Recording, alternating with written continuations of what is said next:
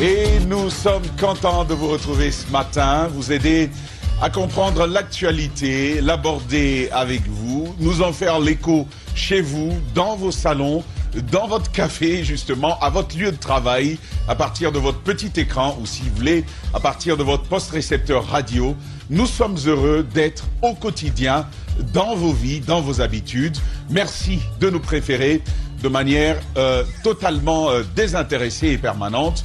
Nous sommes heureux, la même vocation, elle reste, la même volonté n'a pas changé, elle n'oscille pas, elle ne varie pas.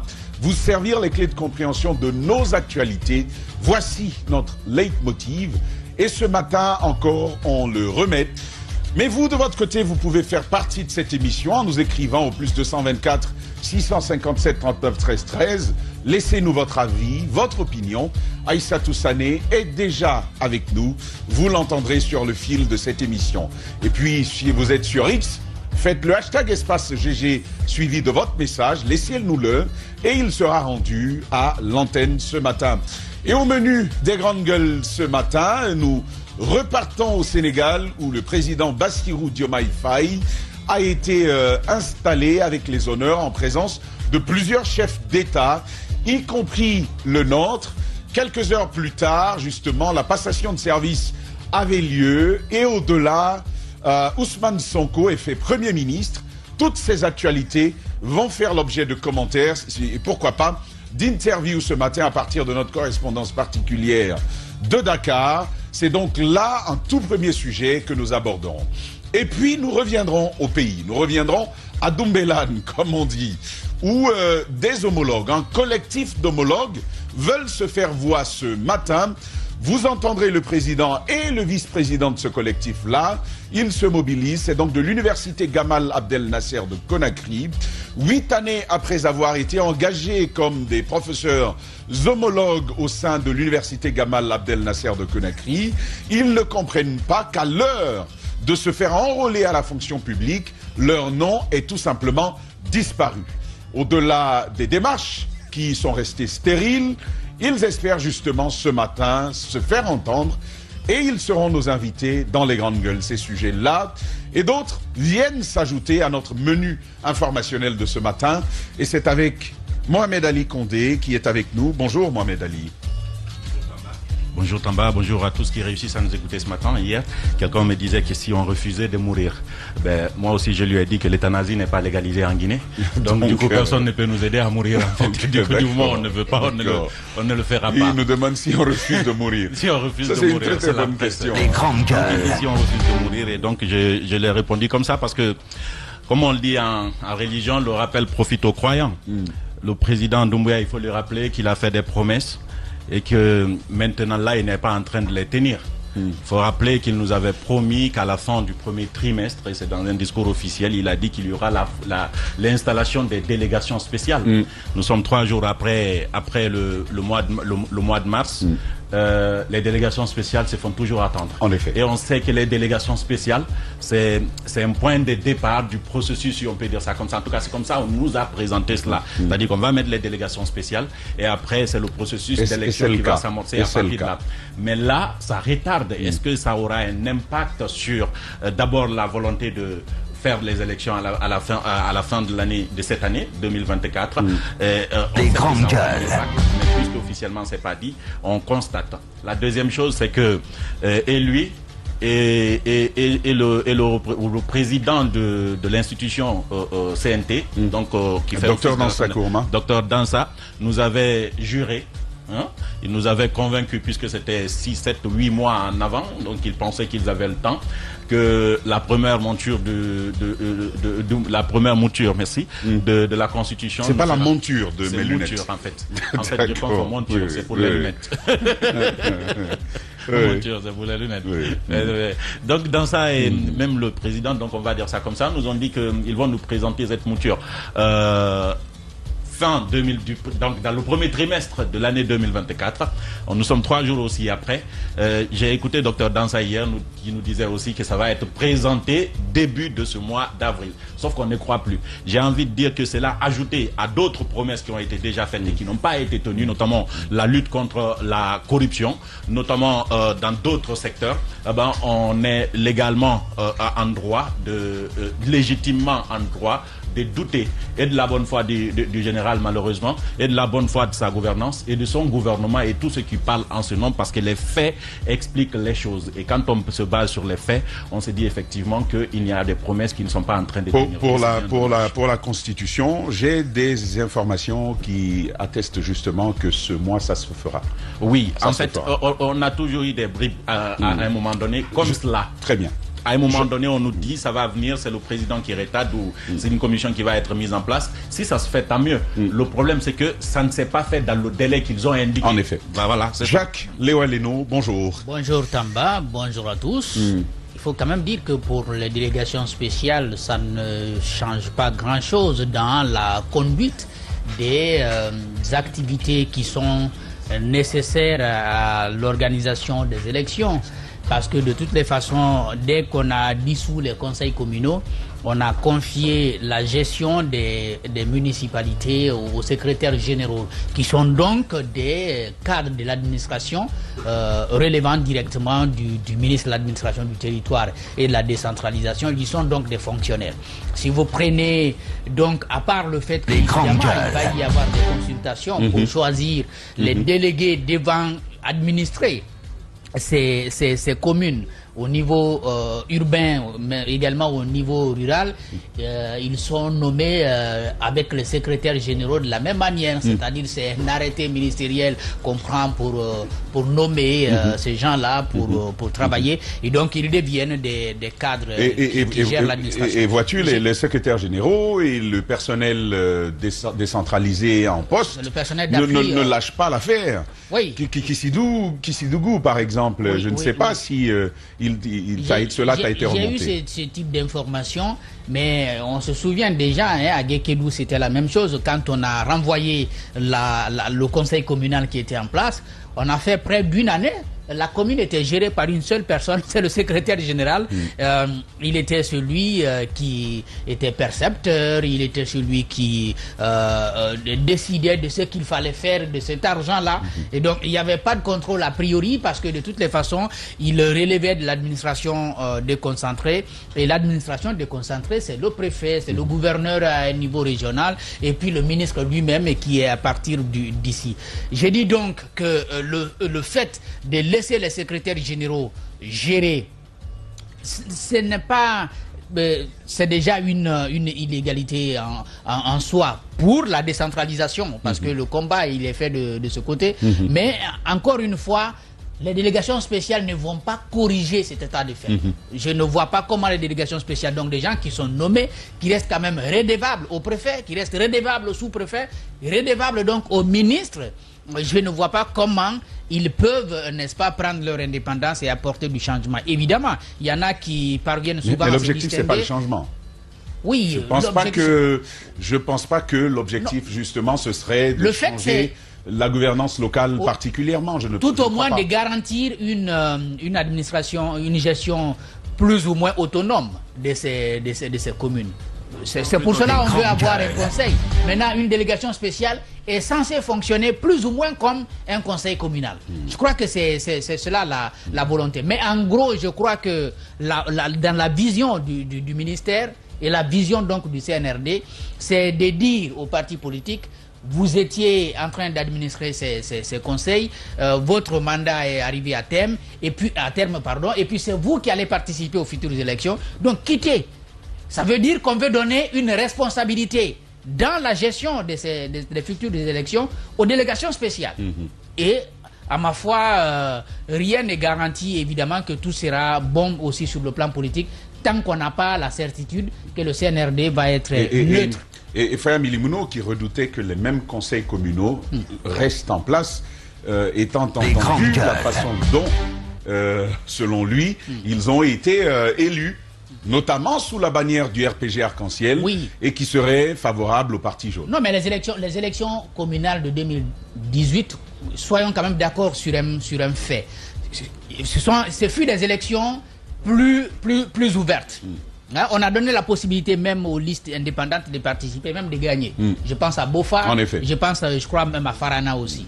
Ça, c'est le premier élément. Le problème qu'il y a eu, même si elles ne sont jamais arrivées à terme. Oui, par endroit. Par endroit, le problème qu'il y a eu, c'est la mise en place des exécutifs. Donc, l'élection des exécutifs communaux. En effet. Mais tous les conseillers étaient là. Maintenant, quant à choisir celui qui devrait diriger, tous les problèmes sont venus. Je me souviens qu'à Guékédou, ils ont sorti un conseiller communal, on l'a fait remplacer par un autre. Et Jean-Marc. Et comment on dit Daouda, bonjour. Bonjour Tamba, bonjour à tous. Il a même mis certaines missions pour Farana, pour compléter un peu sur, je vais dire pour embrayer. Il faut déjà rappeler qu'il y a une certaine illégalité qui est en train de gagner du terrain. C'est bien la non-conformité avec une certaine disposition du code des collectivités. Parce qu'on dit par exemple que la délégation spéciale est nommée par arrêté du ministre chargé des collectivités locales sur proposition du préfet ou du gouverneur de la ville de Conakry parmi les résidents des collectivités entre autres, et dans un délai de 8 jours à compter de la dissolution définitive du conseil, de l'acceptation de la démission ou de la constatation de l'impossibilité de tenir des élections conformément aux dispositions de l'article 101 de la présente loi. Je vais revenir. Voilà. Je vais revenir à vous tout à l'heure, voilà, parce que finalement le débat s'impose tout seul. Djiba Milimouno, bonjour.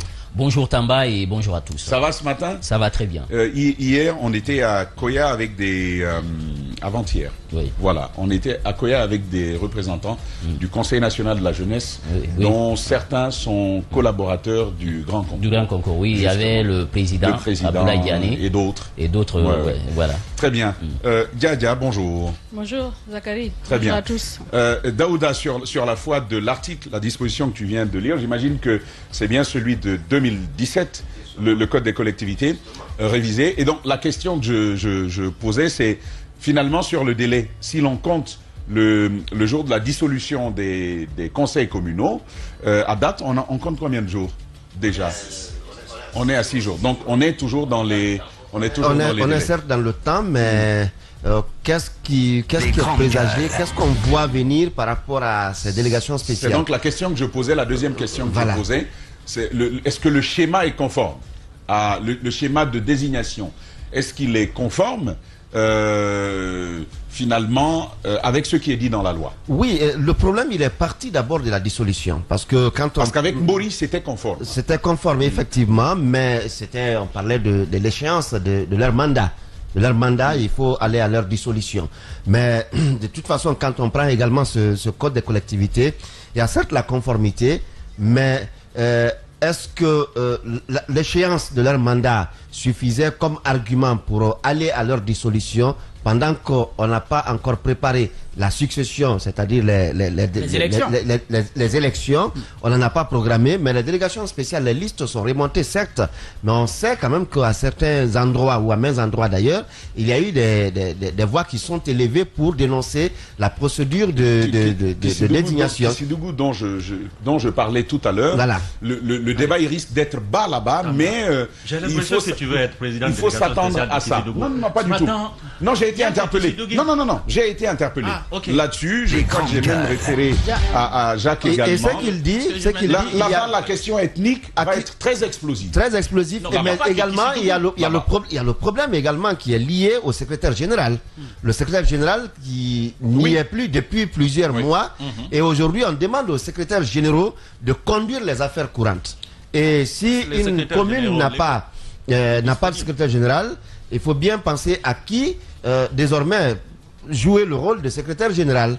Et quand on dit que les délégations spéciales viennent pour à peu près faire ce que les exécutifs communaux, les élus feront, mais il faut aussi rappeler que selon le code des collectivités, ils n'engagent pas de dépenses comme cela pouvait l'être avec les élus locaux. L'autre flou qui reste à clarifier, bien sûr, on a fixé les quotas pour ces dernières délégations spéciales qu'on va mettre. J'ai bien dit la dernière fois, c'est 25. Donc 5 selon les couches qui ont été désignées. Il se trouve que les délégations spéciales composées par Mori Kondé ont pris en compte le nombre de conseillers communaux élus. Donc, je crois que par endroit, vous trouvez 20, 11, 19. C'était au prorata de la démographie. De la démographie des collectivités.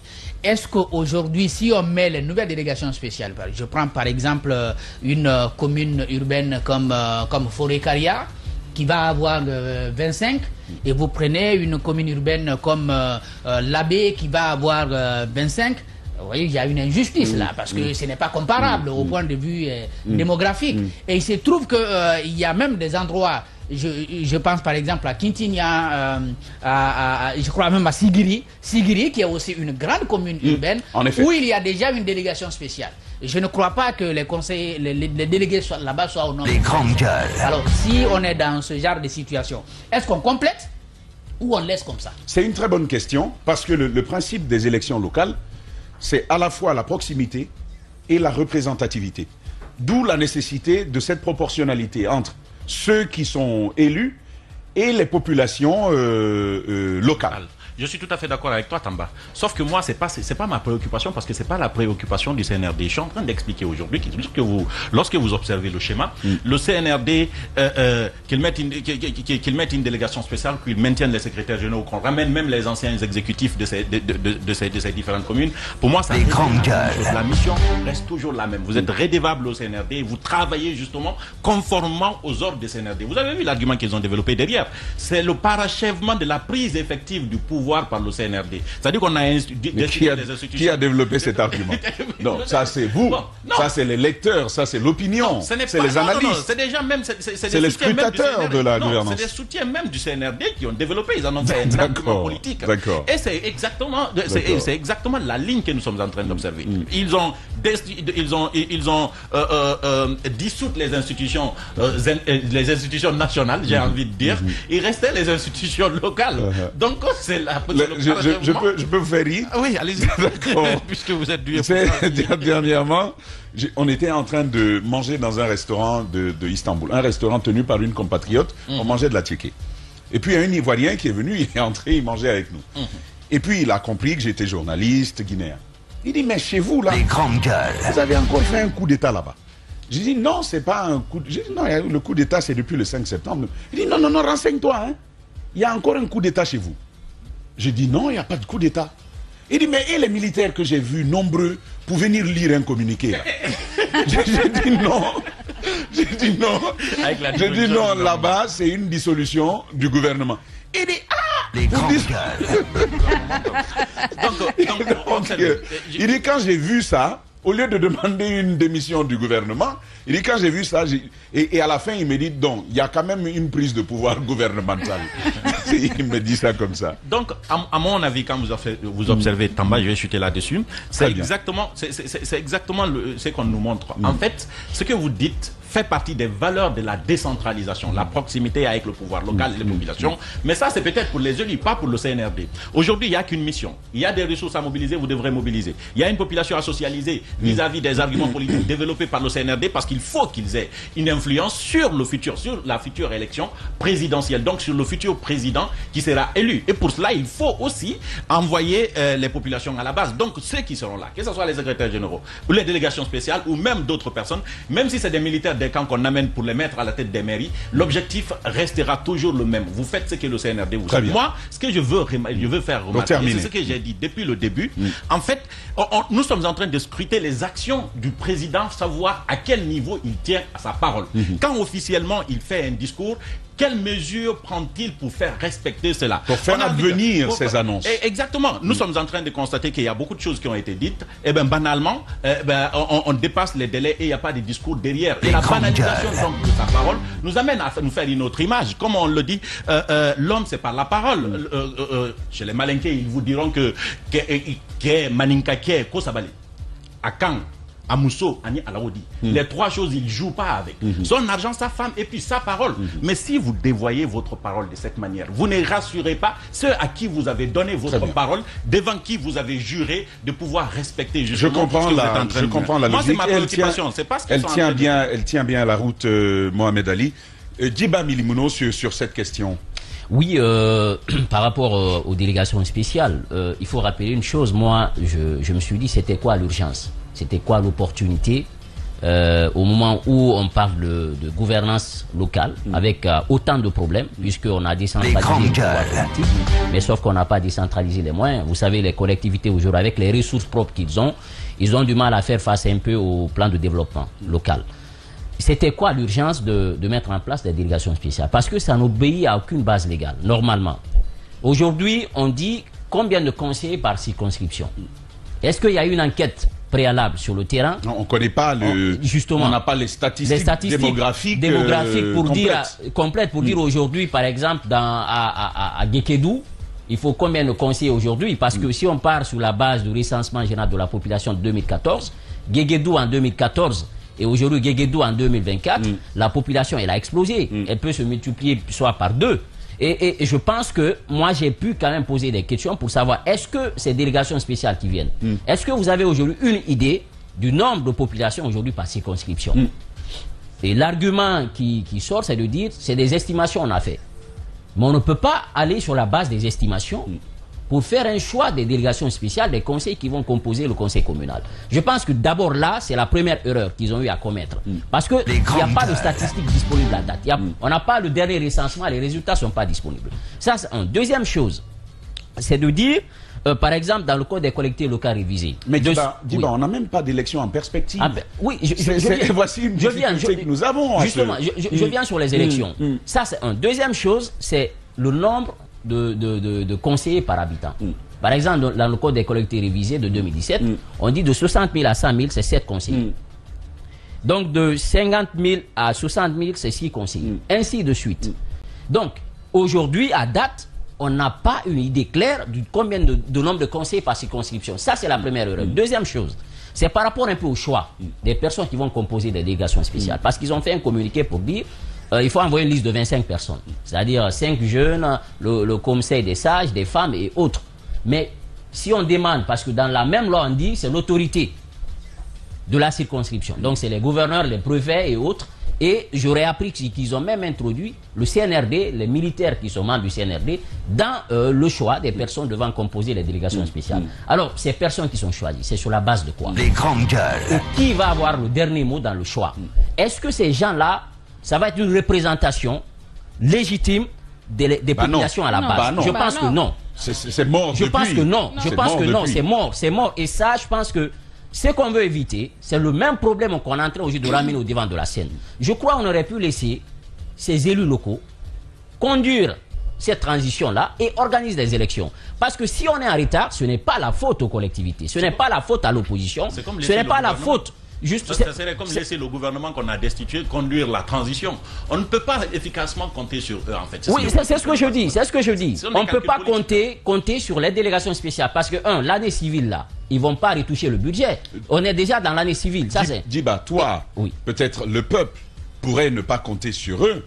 Parce qu'ils ne sont pas redevables du peuple. Le choix est politique. Mais le CNRD saura compter sur c'est ce que je dis. En effet. Je parle là de cette opinion, c'est-à-dire le bas peuple et quelques leaders d'opinion. Mais sauf que c'est un choix purement politique. Moi, je pense que le choix, il est politique. On amène des gens, ils ont un agenda, ils ont une mission claire. Parce que ce qu'on redoute, c'est qu'on sait que de tout temps, ces collectivités-là ont joué un rôle dans les élections. Et les élections à venir, ils auront un rôle crucial à jouer pour le pouvoir en place. Ça, c'est une deuxième chose. Sur l'élection, on ne peut pas parler d'élection aujourd'hui parce que jusque-là, on n'a pas la Constitution. C'est vrai que j'apprends qu'on a envoyé à la présidence pour une lecture et ensuite le président va promulguer, publier au journal officiel, il va revenir au CNT, ensuite soumettre à révision. Bien avant, il y a tout sur la Constitution. Normalement, il y a une seconde lecture qu'il faut faire. Non, mais il ne peut rien promulguer. Il faut d'abord, c'est l'avant-projet qu'on va d'abord. C'est ce que je dis, l'avant-projet est parti, ça ils vont le lire et le ramener au niveau du CNT. Ensuite, le CNT qui a promis sortir. Voilà, il y a une longue période de vulgarisation. Avant le vote. Chacun donne son avis et ensuite on va maintenant procéder au vote et à la promulgation. Voilà. Maintenant, ça ce n'est pas fait à date parce que pour l'instant on ne peut pas parler de ça puisque la Constitution n'est pas vulgarisée. Il y a un retard à ce niveau. Et l'autre facteur c'est que c'est le RAVEC. Pour l'instant, j'apprends que le RAVEC, vous savez, les centres d'enregistrement. Parce que la seule loi qui a été adoptée, c'est la loi sur l'état civil. Mais sauf que jusque-là, la loi sur la coordination, parce qu'on avait prévu un coordinateur par rapport au RAVEC, cette loi, pour l'instant, cette loi organique, elle n'est pas du tout adoptée. Donc là aussi, il y a un retard. Pour l'instant, ce qui se fait, c'est la construction de ces centres de recensement-là. Ça veut dire que même le RAVEC aujourd'hui, ce n'est pas pour aujourd'hui. Donc tout est fait pour qu'on soit aujourd'hui dans un glissement. Et l'argument qui est utilisé, c'est de dire la CEDEAO a promis de donner telle somme, l'Union européenne a promis de faire ça, les choses viennent au compte-gouttes, donc ce n'est pas la responsabilité de l'État. Sauf que les tâches qui ont été choisies, ça a été fait de façon unilatérale. Je pense que la seule personne aujourd'hui qui est à l'origine de ce retard, eh bien, c'est le pouvoir en place. Sans compter que, pour aller rapidement, les forces vives, on va en parler certainement, ont fait des propositions sur la Constitution de 2010, sur la CENI à mettre en place, autant de facteurs. Les forces vives qui font justement des propositions, moi je doute, laissez-moi douter qu'elles soient entendues, ces propositions-là. C'est moins les propositions qui vont être rejetées que ceux qui la font. Donc, quand il y a un rejet d'acteurs, ça pose déjà un problème dans une gouvernance. Et puisque tu évoques ce sujet-là, je pense que certainement il faudra qu'on les invite ici, le recensement général de la population et de l'habitat, 4, avec des acteurs par exemple que j'ai rencontrés hier du côté de Kindia. Il y a une forte mobilisation qui commence. Il faudra qu'on nous en dise où est-ce que nous en sommes. Djadia, en posant la question à Diba tout à l'heure, la question des élections, on sait que les délégations spéciales, ça va être 3 mois renouvelables une fois, donc 6 mois. Mais pendant ce temps, on n'a pas de constitution. Il disait les lois électorales, l'organe en charge le fichier électoral lui-même, le recensement civil. Il y a toutes ces questions qui n'ont pas évolué. Comment va-t-on gérer, si vous voulez, l'échéance de cette délégation spéciale une fois que le terme aura été reconduit et qu'il aura été absorbé? Zachary, je pense que dans un pays où pratiquement rien ne se fait normalement, parce que ceux qui viennent d'être enlevés et ceux qui ont été élus dont le mandat était arrivé à expiration, le mandat était arrivé à expiration parce que nous sommes dans un pays où les choses ne se font pas normalement, il n'y a pas eu d'élection. Le CNRD est arrivé anormalement parce que, quelque part, quelqu'un a décidé de ne pas se contenter de 2 mandats, d'organiser un 3e mandat et ça a créé ce que ça a créé. Le CNRD a pris le pouvoir. Les choses ne se font pas normalement parce que aujourd'hui, je me dis que les gens qui arrivent là, quelle est la différence entre ceux dont le mandat est arrivé à expiration et ceux qu'on va mettre? C'est quoi la différence? La différence peut-être c'est parce que ceux qui étaient là avaient peut-être une même mise sur la situation. Ils ont été élus, ils connaissent beaucoup plus les réalités du terrain. En tout cas, certains ont été désignés par les populations. Ils ont tous été désignés, élus par des populations, même si on sait que quelque part, par endroit, il y a eu je veux dire, il y a eu usurpation, il y a eu vol. Non, ils ont d'abord une première légitimité. Le fait d'avoir été élu conseiller. C'est ce que je dis, c'est ça la différence. Parce que les exécutifs communaux, ça c'est autre chose. C'est ça la différence. Maintenant, ceux qui viennent d'arriver là, qu'est-ce qu'ils vont faire? Ceux qui vont arriver. J'imagine la liste du préfet de Gawal. Lui, c'est dire que... Non, pour lui, ça va se faire. Vous parlez de comment ça va être de Mali ou bien de Mali, voilà. La liste du préfet de Mali. Sangala. Oui. Celui qui fait tout le temps parler de lui. Et puis c'est mon nom. Comment ça va se gérer? Je me dis que si on les met en place, ça va être comme pour les autres. Ils vont être là 3 mois après. Il n'y aura pas de renouvellement. Parce que justement, je me dis que j'ai l'impression, je ne dis pas que c'est le cas, que c'est des gens qui viennent pour une mission. Parce que sinon, je ne vois aucune utilité, aucune opportunité de les mettre en place, de changer les autres. Parce que si en 2025, par exemple, on devrait aller à des élections communales, présidentielles, je ne sais pas si les élections vont être générales, il n'y a aucune utilité de changer et de mettre ces personnes-là aujourd'hui. Mais je doute fort qu'il n'y ait quelque chose, qu'il n'y ait une visée. Une visée pour mettre des gens qui vont avoir une mission à accomplir. Mais quelle mission? Comment cela va se dérouler? Quelle tâche va-t-on leur confier? C'est la question que je me pose. Et tout cela m'amène à aboutir à quoi? comment ça va se passer la fin de la transition? Est-ce que la fin de la transition c'est pour demain? Est-ce que la fin de la transition c'est pour fin 2024? Ou bien est-ce que la fin de la transition c'est en 2025? C'est la question que je me pose. Parce que si vous n'avez rien, derrière la tête, vous n'avez pas de visée, vous ne pouvez pas vous permettre de faire ce genre de jeu-là. C'est un jeu. On joue à quelque chose. Votre calvaire va durer encore parce que la fin de la transition c'est 2026. De toute façon, moi ce qui m'inquiète c'est évidemment les politiques, ils menacent de ne plus reconnaître le CNRD à partir de décembre 2024. Je me dis, ils peuvent ne pas reconnaître. Mais que vont-ils pouvoir faire? C'est la question que je me pose.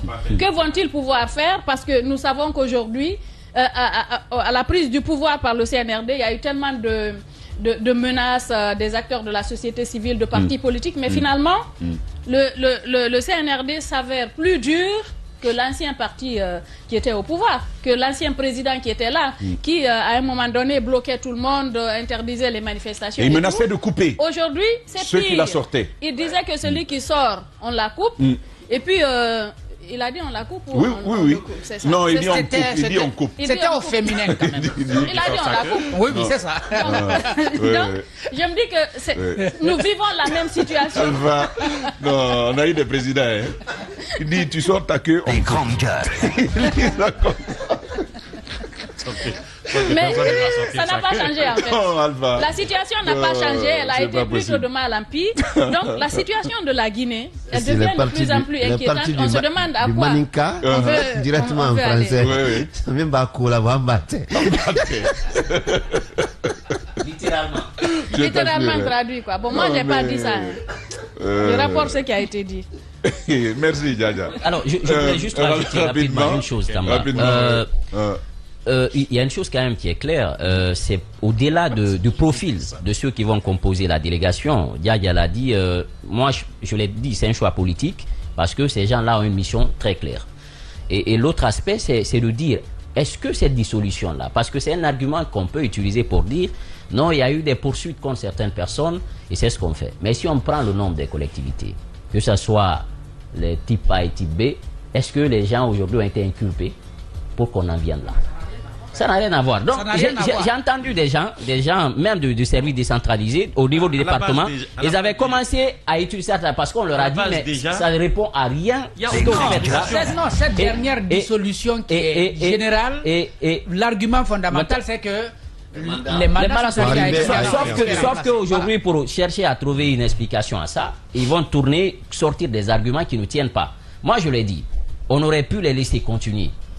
Parce qu'on savait pertinemment que le mandat était expiré. On aurait dû les laisser continuer parce qu'on n'a pas organisé les élections à bonne date. Et si on ne le fait pas aujourd'hui, la responsabilité, une fois encore, ça incombe à l'exécutif. Ce qu'il faut faire, on maintient les choses pour maintenir une stabilité au niveau des collectivités parce que ces gens-là, quand même, quoi qu'on dise, jouissaient d'une légitimité et d'une légalité, puisque ce sont les gens qui sont à l'issue d'une élection. Mais malheureusement, aujourd'hui... La dissolution est déjà consommée. Et aujourd'hui, on crée un précédent. Moi, ce que j'avais proposé, évidemment, les gens disent que ce qui est en train d'être fait est légal, c'est la loi qui le dit, l'administration peut agir comme ça. Mais lorsque vous savez que, comme tu le dis, les élections, c'est pas la faute des politiques, c'est pas la faute des conseillers communaux si ces élections ne sont pas organisées. Et puisqu'on sait que pour avoir aujourd'hui une certaine légitimité au niveau des communes urbaines et communes rurales, il faut soit être membre d'un parti politique qui a donc sa fédération ou sa section là-bas, ou il faut être membre d'une organisation de la société civile qui se fait voir au niveau de ces circonscriptions électorales. C'est pourquoi il aurait fallu que le CNRD, si bien entendu le président il respectait son discours, parce que le 31 décembre 2023, il nous a dit on va dialoguer. Donc on va dialoguer ensemble, on va chercher le consensus. Et je crois que c'était en quelque sorte ce qu'il disait. Pour joindre l'acte à la parole, c'était d'ouvrir des discussions au niveau de chaque commune pour avoir, n'est-ce pas, les délégués. Les délégués qui allaient avoir une certaine assise. Oui, voyez-vous, lorsque Alpha l'avait fait en 2014, tu sais, Jacques, ça... à Kindia, on a eu quelqu'un dont tout le monde parle aujourd'hui. Abdoulaye Ba, Abdoulaye Ba, on peut tout lui reprocher, mais on a dit, en tant que président de la délégation spéciale de Kindia, il a posé des actes que les habitants de la commune urbaine de Kindia notent. Donc, le choix n'a pas été fait par Alpha. Alpha a dit on met ensemble, on propose et puis on met ensemble. Mais sauf que... sur un critère qu'ils avaient eux-mêmes prédéfini au départ. Ça a permis en tout cas d'avoir des gens qui ont une assise et qui ont des ambitions. Sauf que pour l'instant, l'opposition n'entend pas cela de cette oreille parce que beaucoup, j'ai échangé avec certains qui disent que non, on ne va pas légitimer cela.